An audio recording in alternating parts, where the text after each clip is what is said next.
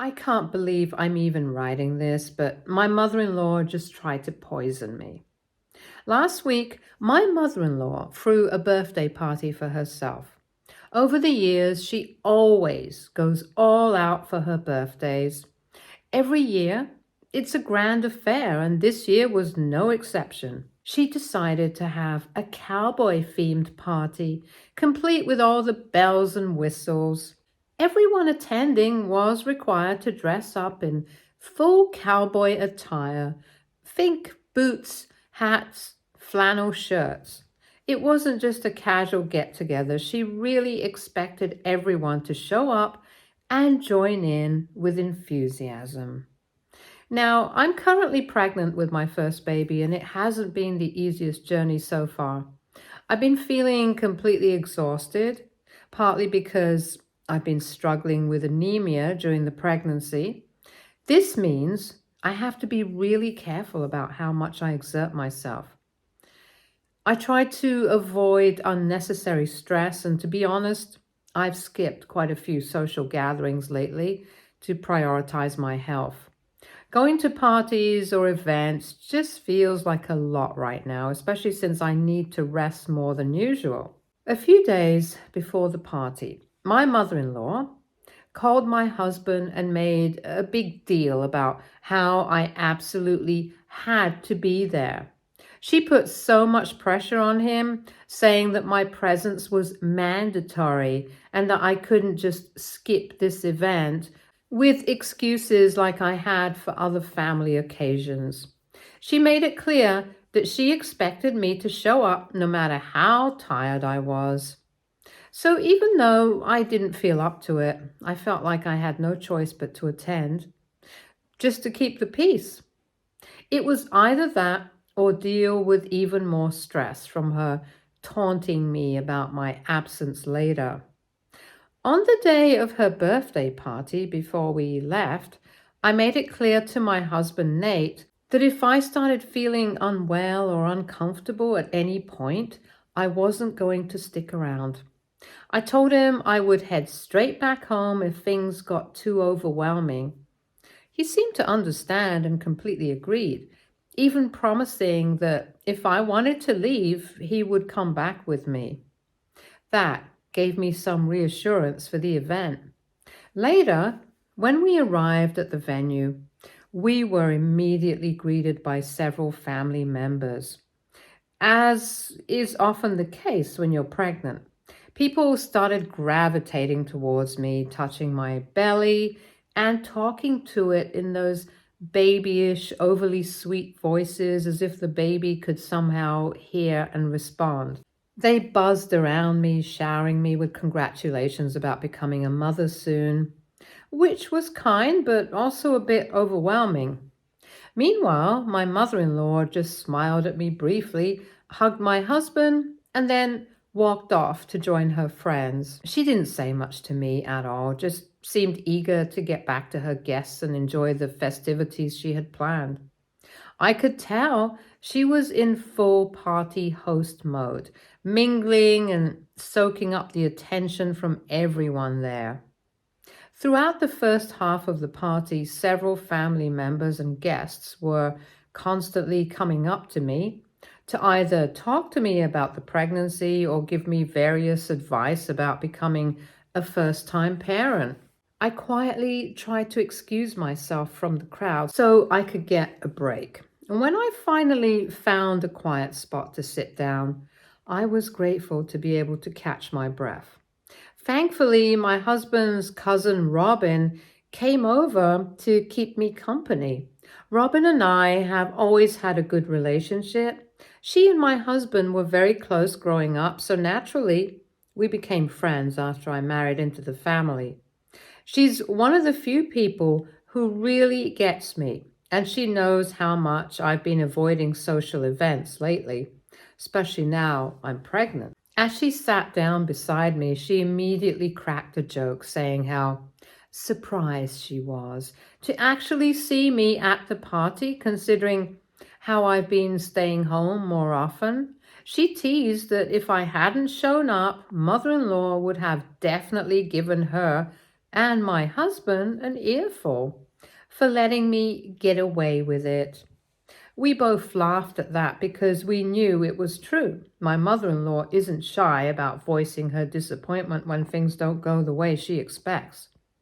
And she would have had a lot to say if I had skipped her birthday party. As we continued chatting, catching up about life and the pregnancy, my mother-in-law suddenly came over. She didn't sit down or join in the conversation. She just looked me up and down and then, without any hesitation, told me how different I looked since the last time she saw me. The way she said it caught me a little off guard, and for a second I wasn't sure how to respond. For context, even though my mother-in-law lives in the same city as us, she rarely visits us at home. It's not like she's far away, but for some reason she just doesn't seem to enjoy coming over. My husband and I used to go and visit her pretty regularly, almost every other weekend. But ever since I got pregnant, I've had to cut back on those visits because it's just been too exhausting. I thought it would have been nice if mother-in-law had come to visit me instead, especially with everything I've been going through, but she never did. It had probably been about 2 or 3 months since she'd last seen me in person, so it's natural that I would have changed. Pregnancy has been taking its toll, and of course, I look different now than I did a few months ago. Still, the way she pointed it out felt a bit off. Mother-in-law then followed up by bluntly saying I looked so much fatter than ever. I felt an immediate rush of embarrassment. I tried to play it off with an awkward laugh, but inside, I felt uncomfortable and self-conscious. Thankfully, Robin quickly came to my defense. She gestured towards my growing belly and firmly reminded mother-in-law that of course I was going to gain weight. I was pregnant after all. However, mother-in-law didn't seem fazed. In fact, she scoffed almost dismissively and replied with a bit of smugness that she never put on any weight when she was pregnant with my husband. As if that wasn't enough, she went on to comment about how lethargic I looked for just sitting around during her party without mingling with the guests, adding that when she was pregnant, she had been incredibly active and full of energy. Her comparison felt like a direct dig at me, like she was implying I wasn't handling pregnancy as well as she had. I couldn't just sit there quietly anymore. I pushed back, pointing out that there were clear differences between her situation and mine. She had my husband when she got accidentally pregnant after high school and had given up college to become a full-time mother, so she was quite young, whereas I'm in my late mid-30s with existing health issues. So therefore, pregnancy is going to affect me differently. It's only natural that my body needs more rest given the circumstances. The moment I pointed out the differences, I could tell she didn't take it well. Her face turned red, clearly offended by my response. It was as if I had crossed the line by reminding her about her past. Sensing the tension rising, Robin quickly tried to steer the conversation away in a different direction. She complimented mother-in-law on how fantastic her party was, pointing out the decorations, the theme, and the effort that went into organizing everything. That seemed to do the trick because mother-in-law immediately latched onto the opportunity to talk about herself. She started praising her own party, going on a bit of a rant about how she had come up with such an original idea about the theme of her party all on her own, and how grateful she was to her friends for helping put it together. After that, she drifted off to mingle with her other friends, leaving me relieved that the awkward conversation had seemingly been forgotten. When it came time for the cake cutting, my husband took charge of bringing out the cake for mother-in-law. He carefully placed the candles on top, and we all gathered around to sing for her. Mother-in-law, of course, beamed with pride, soaking up the attention. My husband and father-in-law then asked me to come and stand with them near mother-in-law for pictures and videos. I wasn't too keen on it, mostly because I was already feeling drained, but I obliged because they seemed insistent. As I moved to stand beside mother-in-law for the photos, people began to crowd around, complimenting us both. They made comments like, "Oh, you two look so beautiful together," and "You could be sisters." Some even chimed in with, "We can't wait for the baby to arrive. It's going to be so exciting," and joked how mother-in-law is going to be a grandma very soon. Hearing this, I could see mother-in-law's expression shift ever so slightly. There was a flicker of irritation in her eyes. The sister comparison, while well-meaning from the guests, seemed to hit a nerve with her. It was as if the spotlight, which she clearly wanted to be solely on her, was now being divided, and that wasn't something that she appreciated. She remained polite, smiling for the cameras, but I could feel the tension building. And honestly, I just wanted the whole photo session to be over. I didn't want to steal any of her thunder, especially on her big day. Later, during lunch, I was about to finish my meal when I got surrounded by some of mother-in-law's friends in the kitchen. Her friends started talking about how my skin was glowing due to the pregnancy and how mother-in-law looked exactly like me back then. I smiled and nodded politely, not really engaging, but doing my best to stay respectful. Then, out of nowhere, mother-in-law interrupted their conversation. With a dismissive tone, she shot down their compliments by saying she looked nothing like me when she was pregnant. She emphasized and pointed out how I had fat arms and ridiculous-looking calves because of my pregnancy, which she claimed was never the case for her. Her words stung, and I could feel the heat rising to my face as I tried to keep my composure. However, her friends started to tease her by reminding her of how she had actually put on weight and how she had lost so much hair during her pregnancy that she was almost bald at one point. They even joked about her arms being shaggy, recalling memories from those days. I could see mother-in-law's expression shift from smug satisfaction to barely concealed anger. The tables had turned on her. Mother-in-law sat there, visibly fuming as her friends continued reminiscing about her pregnancy. They'd known her since college, so they had first-hand knowledge of how she looked back then. And they weren't holding back. I realized that while mother-in-law had been doing her hardest to embarrass me, to make me feel insecure in front of her friends, she'd ended up being the one embarrassed by the very people who knew her best.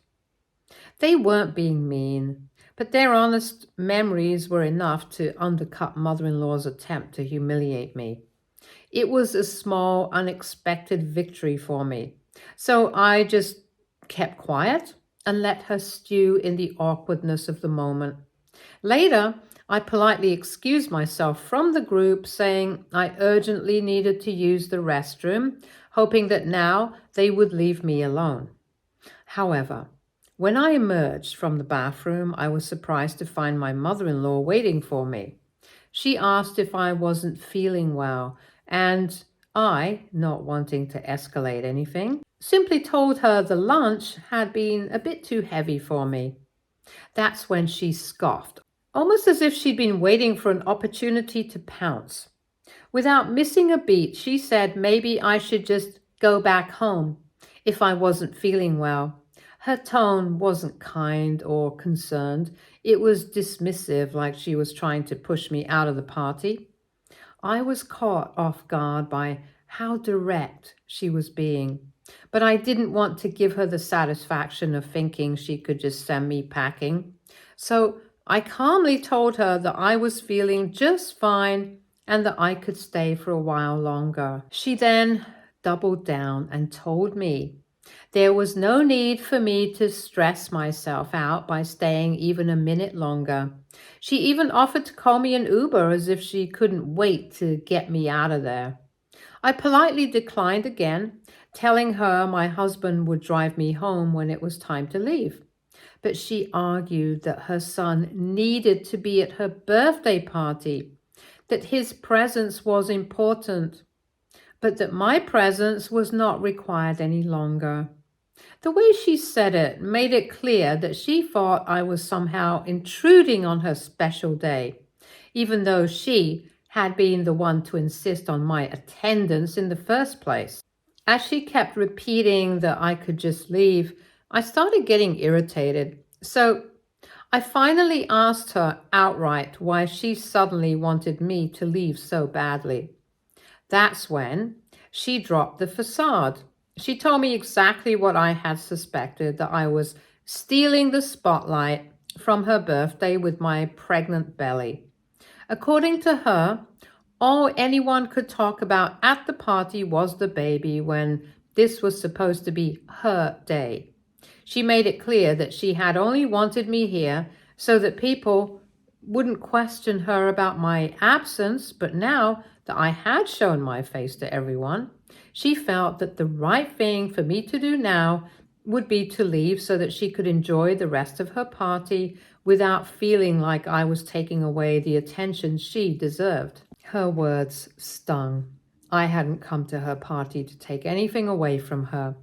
But now she was making me feel like my pregnancy was somehow an offense, as if my very presence was ruining her day. It was frustrating and hurtful to hear her say those things. Now, here she was, practically pushing me out of the door because she felt threatened by the fact that people were showing excitement over the baby. Feeling overwhelmed by what just happened with mother-in-law and her friends, I turned around and decided I needed to find my husband, Nate, immediately. I spotted him across the room, chatting with some guests, and I made my way over.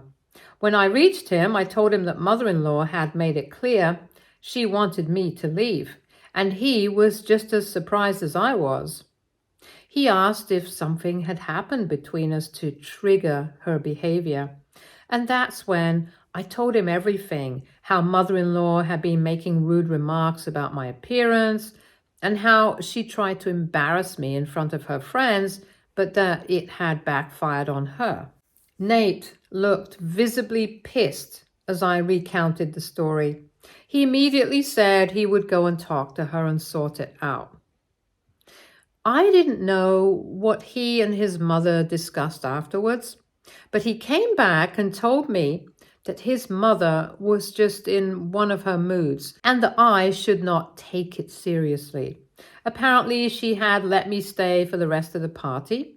I told my husband I wanted to leave as I was starting to get irritated with his mother's antics. But Nate urged me to stay for just an hour longer and promised to then drive me back home. I foolishly agreed.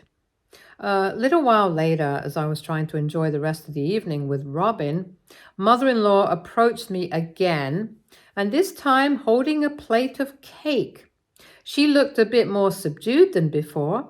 To my surprise, she told me that she felt terrible about the way she had spoken to me earlier and explained that she had a few too many drinks that had apparently affected her judgment. She offered me the cake as a peace offering, saying it was her way of letting go of the tension between us. I just politely smiled, thanked her, and took a bite of the cake. Initially, I didn't find anything wrong with the cake, but after a few minutes, a strange sensation crept in. It started subtly, just a bit of discomfort, but then quickly escalated. I began to feel like my throat was tightening, almost like it was slowly closing up, and I was struggling to catch my breath. At first, I thought maybe I had swallowed something wrong, so I instinctively put the plate down and began thumping my chest, trying to clear whatever I thought might be stuck. Robin looked concerned as well. The feeling kept getting worse, and before I knew it, I was out of my chair, gasping for air, panicking as it became harder and harder to breathe. Robin was shouting next to me, asking me what was wrong. I was on my knees, clutching my stomach in fear. All I could think about was my baby. I was terrified, not just for myself, but for my unborn child. I didn't care what happened to me.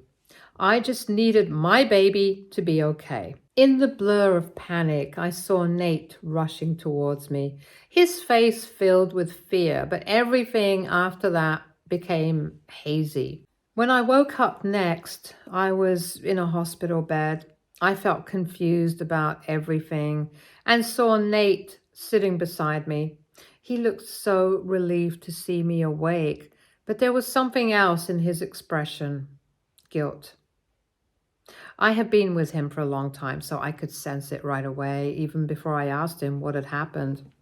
He told me how I had fainted and he had rushed me over to the hospital. He assured me that the baby and I were going to be okay. He didn't mention anything more than this. Later, when the doctor came to speak to me, I began to piece together what had actually happened. The doctor explained that I had likely been poisoned, which triggered my body to react this way. Poisoned? I couldn't wrap my mind around it. The doctor asked me what I had eaten before the incident, and that's when I remembered the cake mother-in-law had given me. I told the doctor about it, and he informed me that the cake might have contained soy, a food I am severely allergic to. I was shocked. Everyone in my husband's family knows about my allergy to soy. Hence, I'm pretty sure that the cake at mother-in-law's party did not have soy, since I had eaten a piece of the cake earlier, even before mother-in-law had offered it to me. But now the doctor was saying that the cake likely contained soy, and that's what triggered the severe allergic reaction.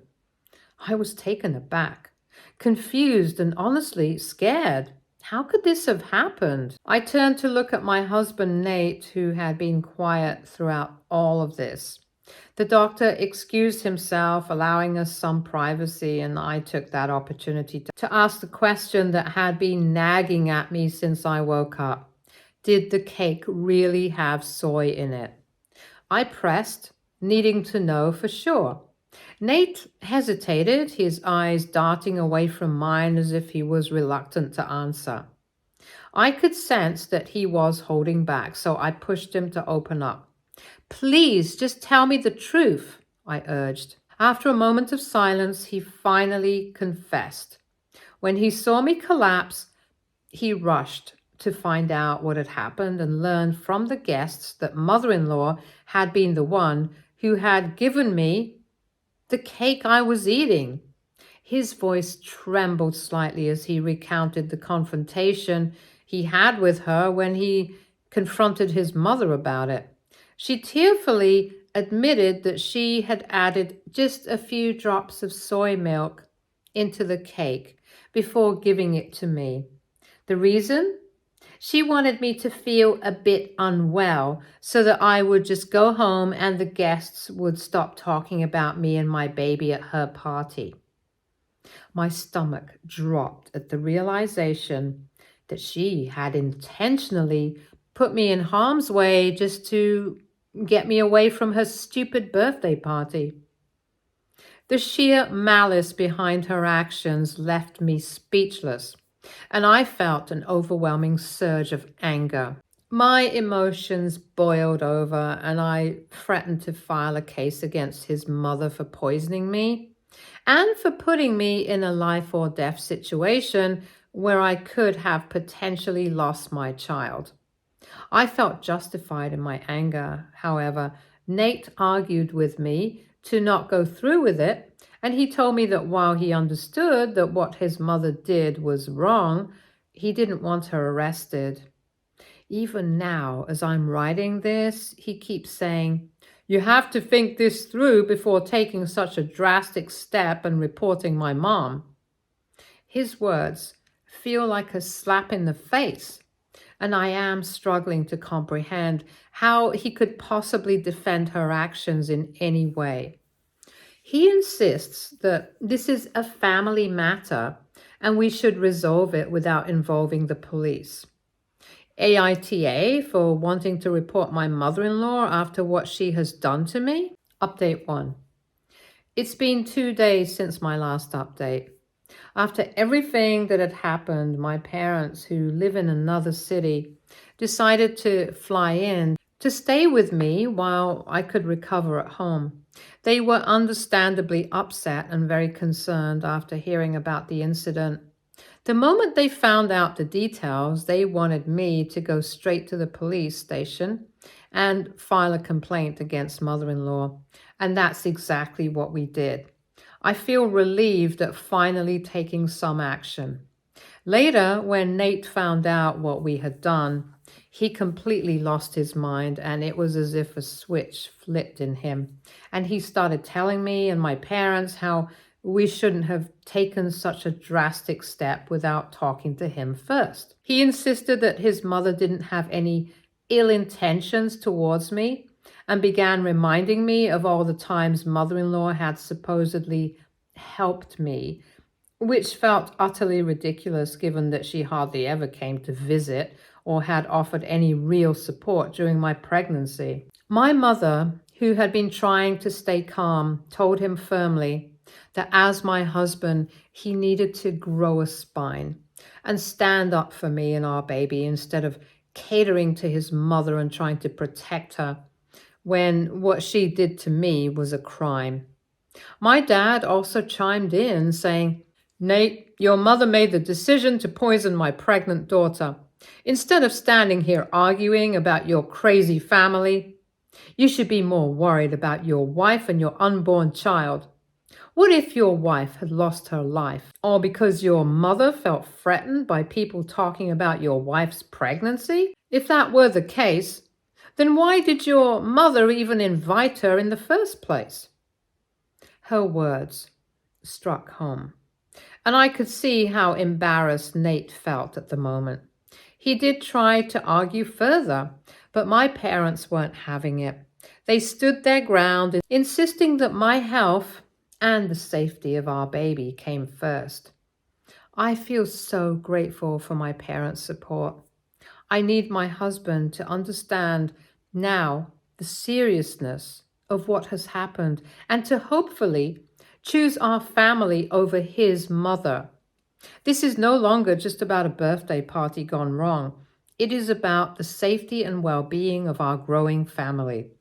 What if tomorrow his mother harms our child because she is again jealous of us? What will we do then? Update 2. I forgot to add this earlier in my last update, but yes, mother-in-law has called to apologize to me repeatedly since the incident. Each time, I have only ignored her. I'm not ready to accept her apologies, especially not when they feel so insincere and forced. Meanwhile, Nate has been moping around the house refusing to talk to me. He's expressed how I'm being a party pooper for making his mother feel bad and guilty after her multiple apologies. He told me I should strive to be a better daughter-in-law by letting this matter slide for the sake of his family. It feels infuriating to hear my husband say that. He seems more concerned about his mother's feelings than my health and safety. I'm seriously considering leaving him. Update 3. It's been a month and a half since my last update. Thanks to everyone's suggestions, I have filed for divorce from my husband since our relationship just keeps getting worse and worse. You see, after I filed my police complaint, my mother-in-law was arrested. as the evidence against her was overwhelming. Multiple witnesses, including Robin, confirmed that she had been the one to give me the cake. While questioning, mother-in-law also confessed to mixing soy into my cake so that she could intentionally make me sick. As a result, she was charged with endangerment and intentionally causing bodily harm to both me and my baby. Ever since her arrest and eventual bail, Nate and my in-laws have continued to blame me for putting my poor mother-in-law through such a hard time. Instead of rallying around me during such a traumatic experience, they are choosing to sympathize with the person who knowingly endangered my life and the life of our child. My husband's refusal to take my side has been particularly painful, so I believe divorcing him is the only option left. Hence, in light of all this, my parents and I made the difficult decision that I needed to return home with them, where I would feel much safer. There was no guarantee that his mother or his family wouldn't show up and cause me more trouble, especially given the volatile nature of the situation. However, when Nate found out about my plans to leave him and move back in with my parents, he became aggressive. He went on a rant about how I was ruining everything and that all I had to do was just keep my mouth shut and let the matter go so that we could put this to rest. He accused me of making everything worse by taking his baby away from him when he was already losing his mother also. Update 4. To answer some of your questions, Nate has always had a short temper, similar to his mother. But since the incident, his anger has only intensified towards me. Currently, I am at my parents' home and feel much safer to be away from him. Father-in-law has apologized to me for what his wife did, but just like Nate, he believes that I betrayed them by going to the police. He told me that I could have just talked things over with the family. Mother-in-law has always been self-centered, but she has never physically harmed me this way, so this is the first time that anything like this has happened. But I don't want to ever give her another chance. Since the incident, I have been struggling to even eat food because I can't shake the fear that someone might poison me again. Even though my parents are always cautious and I trust them completely, the emotional toll this incident has taken on me is something my mother-in-law will never be able to repay. Update 5. I guess it's been a few months since my last update. I've given birth, and both my baby and I are doing well. The divorce with my ex-husband was quick thanks to the prenup we had in place. He is still furious with me over what has happened to his mother and blames me entirely for her punishment. Other than child support, he made it clear that he wants nothing to do with our child. Hence, I've been granted full custody, and Nate has signed away all his parental rights. As for my ex-mother-in-law, she received an 8-month jail sentence and was ordered to pay a significant fine, along with covering all my medical expenses and therapy related to the incident. I have also got a restraining order against her, ensuring that she can never come near me or my baby again. I'm staying at my parents' house for now, where we're both secure and supported. I feel a sense of relief knowing that I can raise my child in a safe environment. I'll continue to live here until I can find a job and move out on my own. Stay tuned for more stories from our girl relationships.